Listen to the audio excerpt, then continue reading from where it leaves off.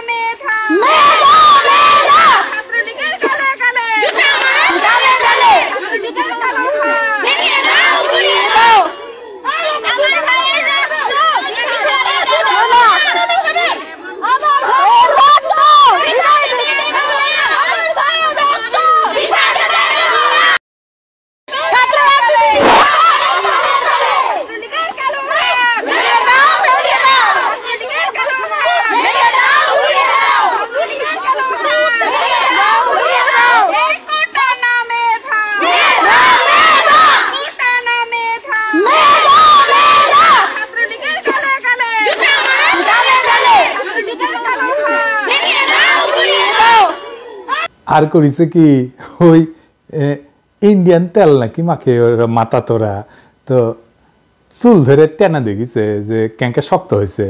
আর তোর কুত্তারা তো হাঙ্গারে মাইয়াদের গায়ে হাত তুলিছে, শুধু হাত তোলে নাই, রক্তাক্ত করেছে। তো হাঙ্গারে মাইয়াদের হাতে তুলে দেবো, ওই বাহিনীর হাতে তুলে দেবো। এইটা সাহেব দেখান কাদের কাদের আমরা চিহ্নিত করছি, এক এক করে দেখান। দেখেছেন? দেখেন, দেখেছেন? দেখেন, দেখেন, দেখেছেন? দেখেন, দেখেছেন? দেখেন, দেখেছেন? দেখেন।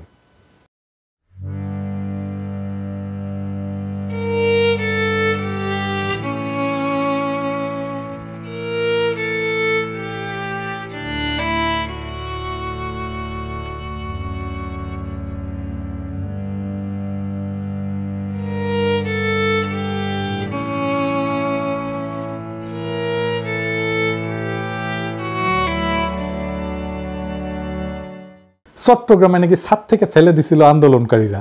চট্টগ্রামে সন্ত্রাসীরা বহুতল ভবনের ছাদ থেকে ছাত্রদের হত্যার উদ্দেশ্যে নির্মমভাবে নিচে ছুঁড়ে ফেলে দিয়েছে। ছাত্রলীগ ফেলে দিছে আন্দোলনকারীদেরকে। আর এই যে দেখেন নাম্বার প্লেট গাড়ি দিয়া চট্টগ্রামে অস্ত্র সাপ্লাই দিচ্ছে।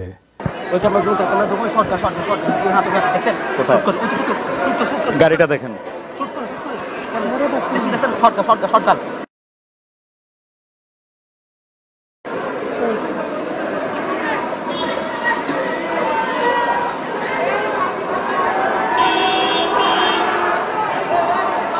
একটি গাড়ি মূলত বারবার এগিয়ে যাওয়ার চেষ্টা করছে এবং গাড়ি থেকে আমরা দেখছি ব্যাগ নামানো হচ্ছে, বেশ কিছু ব্যাগ এই গাড়ি থেকে নামানো হচ্ছে, এমনটি আমরা দেখছি। বেশ কয়েকটি ব্যাগ নামানো হয়েছে গাড়ি থেকে এবং এগুলো বিভিন্ন জন কাঁধে নিচ্ছেন, হেলমেট পরা বেশ কয়েকজন।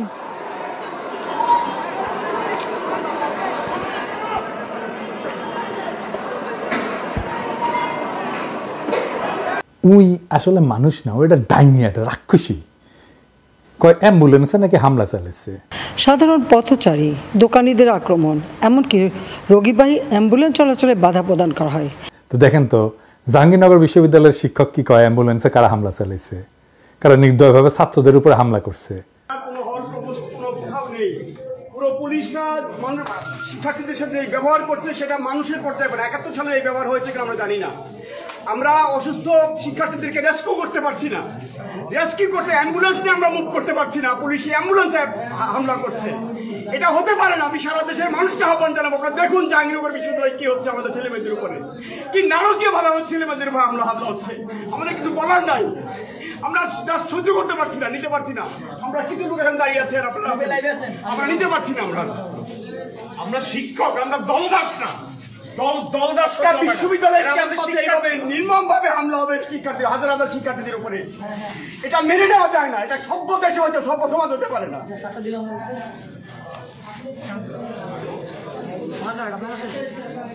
১০০ জন শুটার আনিছিল ছাত্রলীগ জাহাঙ্গীরনগর ইউনিভার্সিটিতে। ছাত্রলীগের পোলাপান আগেই প্রকাশ্যে গণহত্যার হুমকি দিছে।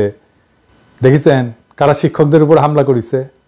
তোর তো গোয়া দিয়া রক্ত পরে, তুই মুখে রক্ত উঠে মরবি, উল্টা দিক দিয়ে রক্ত উঠবি। দুনিয়াতে ওই মুজিবের ঔরসে জন্ম নিছে সত্য, কিন্তু মুজিবের মালের লগে কুত্তা, শুয়োর, শেয়াল, শকুন সবগুলোর মাল মিশে একটা বিচিত্র ককটেল বানানো হয়েছিল ওকে জন্ম দেওয়ার জন্য। তাছাড়া এমন একটা পিস দুনিয়াতে আপনি দুইটা খুঁজে পাবেন না। উই কয় যে উচ্চ আদালতের রায় হতাশ হবে না আন্দোলনকারীরা। শুনেন, সর্বোচ্চ আদালতের রায় আসা পর্যন্ত ধৈর্য ধরে অপেক্ষা করার জন্য আমি সকলকে বিশেষভাবে অনুরোধ জানাচ্ছি। তাদের হতাশ হতে হবে না। তুই কেমনে জানলো কি রায় আসবে? শুনেন, আমার বিশ্বাস আমাদের ছাত্র সমাজ উচ্চ আদালত থেকে ন্যায় বিচারই পাবে। তার মানে ওই জানে কি রায় আসবে, কোটা থাকবে, হামলাকারীরা ছাড়া পাবে না। এখন কয় হতাশ হবে না। তো আদালতে যদি মীমাংসা হয় তাহলে কেমনে সে বলে কোটা থাকবে, তাই না? আর কেমনে বলে আন্দোলনকারীরা হতাশ হবে না? কোটা যদি থাকেই তাহলে 2018 সালে কেন বলছিল কোটা থাকবে না? এটার সাফাই আবার পরে নিজেই দিছিল, কইছিল যে আমি বিরক্ত হয়ে কইছিলাম কোটা থাকবে না। বিরক্ত হইয়া কোনো রাষ্ট্রীয় সিদ্ধান্ত নেওয়া যায় না, শপথ পাঠ করতে হয় যে অনুরাগ বা বিরাগের বশবর্তী হয়ে কোনো সিদ্ধান্ত নেব না। ওই কি দেশের রাজা যে বিরক্ত হয়ে সিদ্ধান্ত নেয়? এখন আদালতে এই রায় হয় স্থগিত করবে বা বাতিল করবে, তাহলে সমস্যা মিটবে না? মিটবে না। কেন মিটবে না আসেন সেটা দেখি। কারণ ওই প্রশ্নপত্র দিয়ে দিবে পিএসসি সদস্য কারা, আওয়ামী লীগের লোকেরা। ইজতিমাম বলেছিল না রিটেনে টেকো আমরা দেখবো। এই প্রশাসন দিয়াই তো পাতানো নির্বাচন করে, আমার কথা না।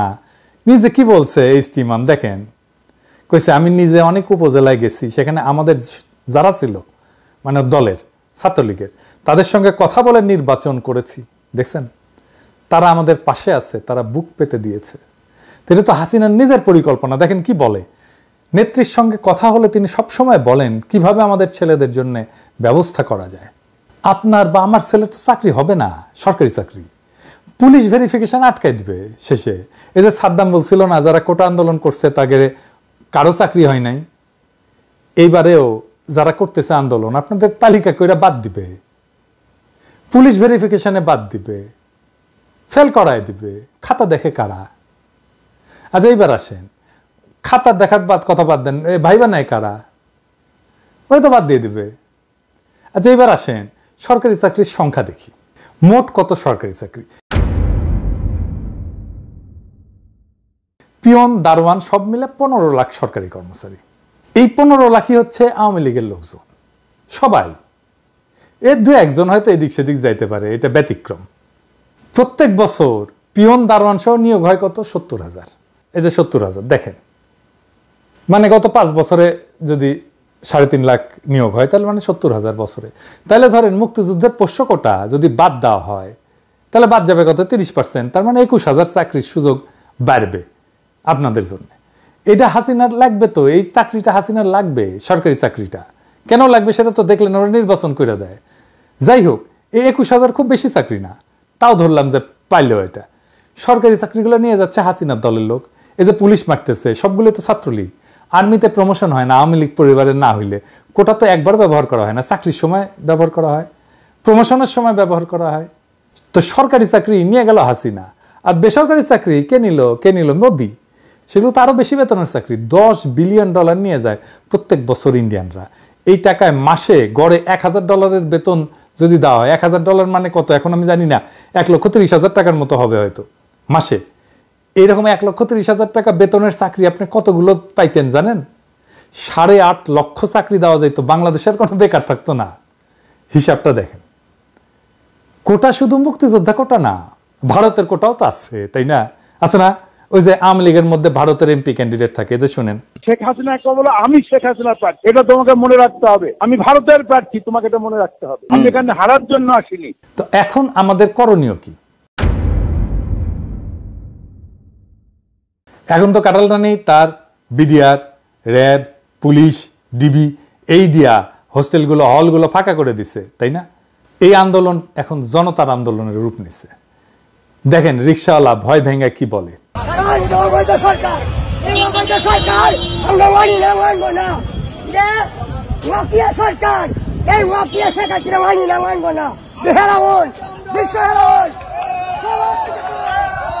আমাদের মনে হয় এটা অযুক্তি না, কারণ মুক্তিযোদ্ধারা সন্তানরা চাকরি পাইছে, তার এখন নাতিরাও পাইতেছে, এটা তো সম্ভব না। কারণ আমার সন্তান কি করে খাবে, আগামীতে আমার সন্তান কি করবে? আমার সন্তানের তো প্রাপ্য আছে, মেধাবী যখন হবে তখন আমার সন্তানের তো একটা সরকারি চাকরিজীবী আশা থাকে। বা আমি যে রিক্সা চালায়া আমার সন্তানক এত কষ্ট করে মানুষ করে মেধাবী ছাত্র বানায়া যদি তার চাকরি না হয়, সেও যদি রিক্সা চালায়, তাহলে এই শিক্ষার কোনো প্রয়োজন নেই আমাদের দেশে। দেখেন শিশুরা যুক্ত হচ্ছে আন্দোলনে, বাসা থেকে পানির বোতল দিচ্ছে, দেখেন শিশুরা চকলেট দিচ্ছে। নারীরা, ছাত্ররা কিভাবে কমিটমেন্ট নিয়ে মাসে নামতেছে, কিভাবে আর্গু করতেছে, দেখেন নারীরা কিভাবে আর্গু করে। সবাই কোটার পুলিশ, সবাই কোটার পুলিশ।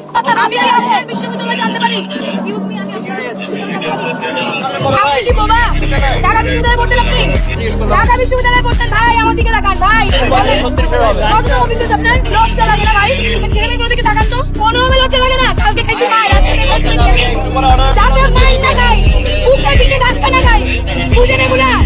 এই আপনারা কি পড়াশোনা মানে দূর থেকে লাগিয়ে পারি না, আমার পুরো মুখে দিতে আমার পিঠের মধ্যে বাড়ি বাড়ি। আজকে আমি চাচ্ছি ধারে কাছে সেরকম করে হাতাতে করি, এই জন্য এই বোতলে কি গুলো আসলে মরিচের গুঁড়া।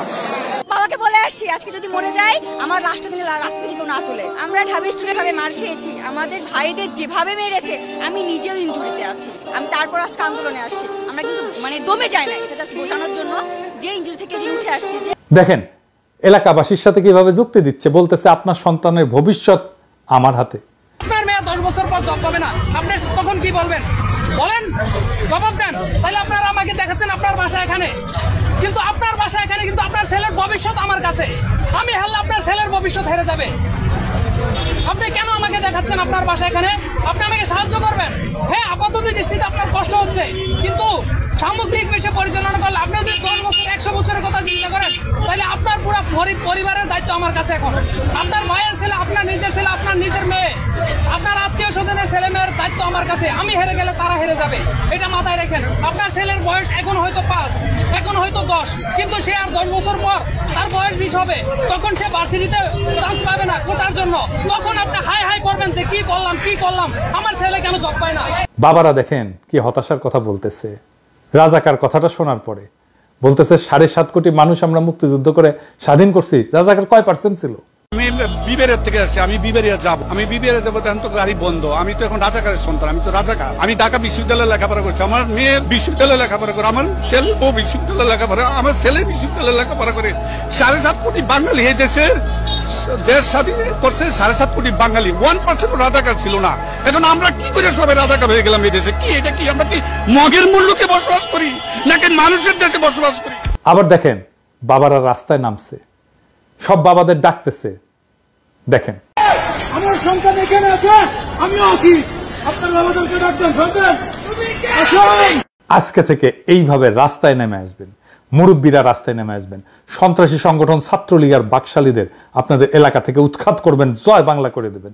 ঠিক যেভাবে শিক্ষা প্রতিষ্ঠান থেকে উৎখাত করা হয়েছে, ছাত্ররা যদি বিশ্ববিদ্যালয় থেকে নিজের শহরে বা গ্রামে ফিরে যান, সেইখানে প্রতিরোধ গড়ে তুলবেন। আমরা আমাদের লড়াই জারি রাখবো, রাস্তায়, অলিতে গলিতে, পাড়ায় মহল্লায়, গ্রামে শহরে, বন্দরে গঞ্জে, পাহাড়ে, মাঠে খামারে। আমরা কখনো পরাজিত হব না। প্রত্যেক ঘর হয়ে উঠবে আমাদের দুর্গ, আর আমাদের পদযাত্রায় একের পর এক এলাকা আমরা শত্রুমুক্ত করব। বাংলাদেশের পবিত্র মাটি থেকে অভিশপ্ত আওয়ামী লীগের শেষ চিহ্ন মুছে ফেলবো। খেয়াল রাখবেন, মুক্তাঞ্চলে যেন হাসিনার দল শুধু না, তার বাপের যেন কোনো চিহ্ন না থাকে। হাসিনার প্রভু মোদি যেন জানে কি বিপুল ঘৃণা হাসিনার প্রতি মানুষের। হাসিনারে যে সমস্ত পশ্চিমা শক্তি, আন্তর্জাতিক শক্তি তার সাথে কথা বলতে আসবে, ইভেন সমর্থন করা তো দূরের কথা, তাদেরকে আমরা প্রশ্ন করব, হিটলারের সাথে কি আপনি ডিল করতেন? মুসোলিনির সাথে ডিল করতেন? কোন নৈতিকতা একজন ফ্যাসিস্টের সাথে আপনারা ডিল করেন? হাসিনা কি করতেছে, হাসিনা দলের লোকেরা কি করতেছে আপনারা দেখেন না? জানেন না? দেখতেছেন না বসে? এখন লজ্জা লাগে না আপনাদের? আপনাদের সাথে আগামীর বাংলাদেশ ডিল করবে? গতকালের ভিডিওতে আমি আহ্বান জানাইছিলাম মাদ্রাসার ছাত্রদের, হাটহাজারী মাদ্রাসার ছাত্ররা আন্দোলনে নামছে। দেখেন,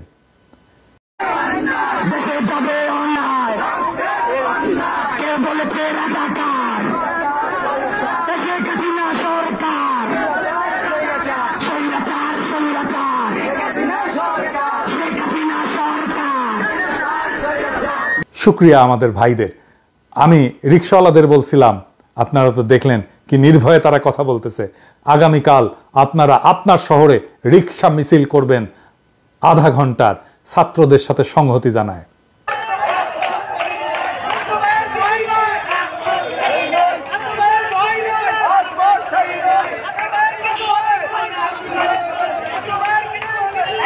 গার্মেন্টস শ্রমিকদের আবারও আহ্বান জানাইব, আপনারা আপনাদের দাবি নিয়ে মাঠে নামেন। আর একটা দলকে বলবো, বলা হয় নাই, আপনাদের অনেকেই আপনাদের সমস্ত সারা জীবনের সঞ্চয় নিয়ে শেয়ার মার্কেটে বিনিয়োগ করছিলেন, আর দরবেশ বাবা খাইয়া দিছে পুরাটা। নিজের সর্বস্ব হারানোর ওই বেদনা যদি মনে থাকে, আপনারাও নামেন মাঠে আজকে। হাসিনা বিজিবি নামাইছে, বাংলাদেশের অভিশপ্ত বাহিনী যারা বাংলাদেশের দেশপ্রেমিক সেনা অফিসারদেরকে মারছিল আর বাংলাদেশে ভারতের দাসত্ব শুরু করছিল, তাদেরকে নামাইছে। পুরা পিলখানা তুলে ইন্ডিয়াতে পুশব্যাক করে দেব মোদির চালা। আপনারা বিজেপিকে দেখলেই বলবেন খুনি, জল্লাদ, অভিশপ্ত। দেখেন বিজেপি কিভাবে পিছু হটছে।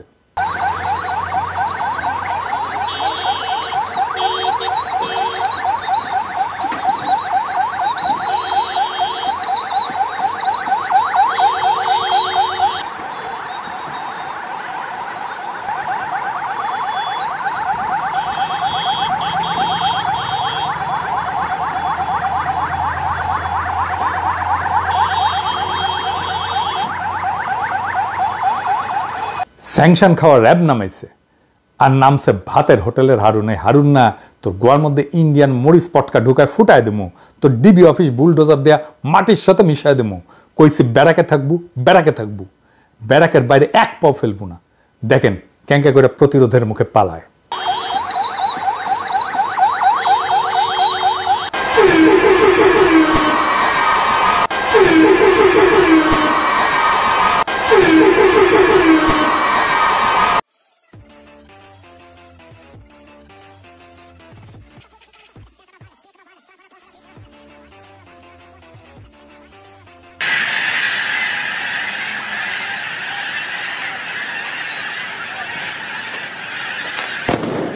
খালি সাহস কইরা রুখে দাঁড়াইতে পারলেই এরা ফুটবে।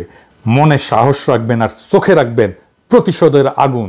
মনে রাখবেন শৃঙ্খল ছাড়া আমাদের হারানোর কিছু নাই, কিন্তু আমরা অর্জন করতে পারবো বীরের জীবন।